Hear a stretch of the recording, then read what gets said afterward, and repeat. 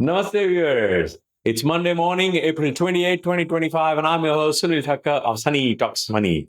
Welcome to ST Money's 7 a.m. early morning news, where we provide you the latest, concise, and precise stock market wrap with accurate figures and numbers.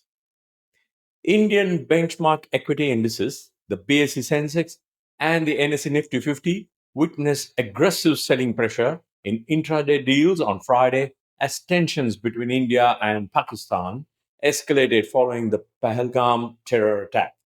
The market started the May series on a positive note in the initial hours, but geopolitical tensions between India and Pakistan weighed on investor sentiments. Amid reports of ceasefire violation at the India-Pakistan border, the BSE Sensex ended with a loss of 589 points or 0.74% at 79,230. The NSE Nifty 50 index ended 0.86% or 207 points lower at 24,039. Benchmark indices, however, ended the week on a positive note. The Sensex gained 660 points and the Nifty added 187 points last week. The market is currently navigating a mix of tailwinds and headwinds. On the positive side, strong FII inflows amounting to rupees 29,513 crores over the past week have boosted sentiment, reversing the earlier trend of flows into US stocks amid a strengthening dollar. This sustained interest from FIIs may discourage bearish positions in the near term. Another encouraging sign is a statement by US Treasury Secretary Scott Bessent, who said India could be the first country to strike a bilateral trade agreement with the US, with the US seeking to broaden its trade partnerships amid a muted response from China. India's resilient economy adds to the overall positive tone. However, a key risk looming over the market is the uncertainty around India's potential response to the recent terror attack and its possible geopolitical fallout. In Friday's session, broader markets remained weak, with both the Nifty Mid-Cap 100 and Small-Cap 100 indices shedding 2.5% each. While the ongoing correction has helped cool off valuations, the market hasn't yet entered a deep value zone. Valuations are not extremely attractive, but investors are chasing names with clear earnings visibilities. Among sectoral indices, Nifty IT was the lone gainer, led by gains in TCS, Infosys, Persistent Systems, and Coforge. Declines were led by Nifty Pharma, PSU Bank, Energy, Oil and Gas, Realty, Infra, and Auto. Top gainers on the Nifty included SBI Life, TCS, Tech Mahindra, Infosys, and Ultratech Cement.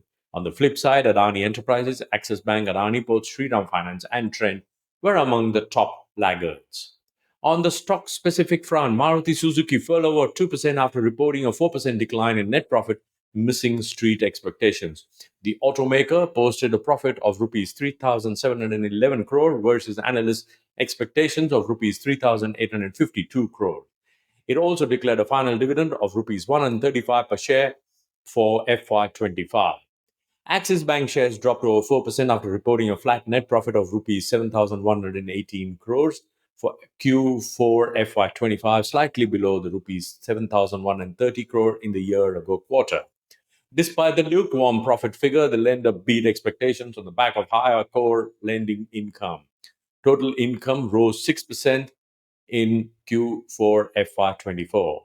Cyan shares fell 5.5% despite Q4 consolidated profit jumping 39%. SBI Cards and Payment Services shares declined more than 6%, and L&T Technology shares fell 5% amid weak Q4 earnings. Meanwhile, SBI Life Insurance emerged as a top gainer on the Nifty 50, surging over 5% following its March quarter results and positive commentary from brokerages.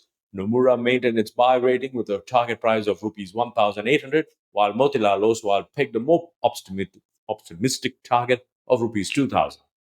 The insurer posted strong growth in renewal and first-year premiums, though a sharp drop in single premiums weighed on the overall performance.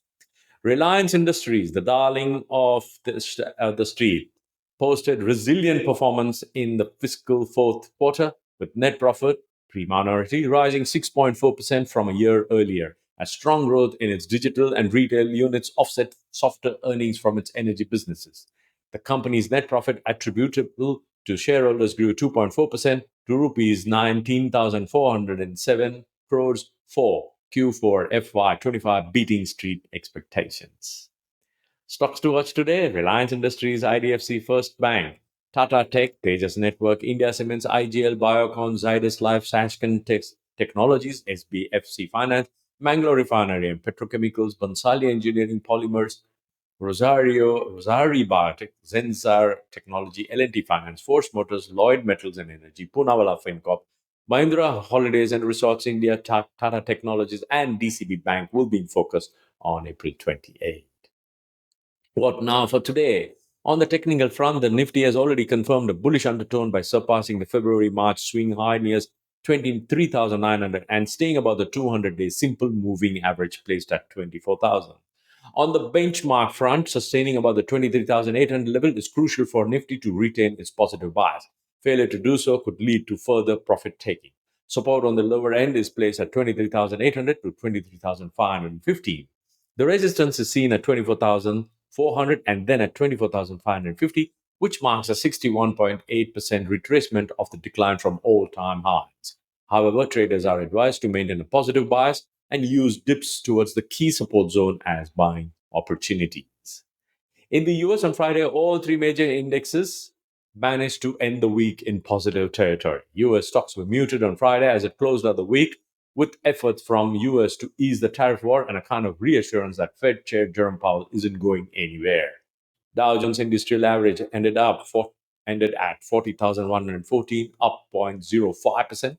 Nasdaq closed at 17,383, gained 1.26%, and S&P 500 finished at 5,525, increased by 0.74%. Brent crude is currently trading at $66.87 a barrel. Gold is rupees 95,280 per 10 grams, and silver is rupees 96,690 per kilogram. And that's the wrap for today, my dear viewers. And if you got value from this, please do subscribe, share, like this video as much as possible. You can contact me at st@st-money.com for any further information. I'll see you again tomorrow morning. In the meantime, happy investing, stay inspired, and remember, it's all about money.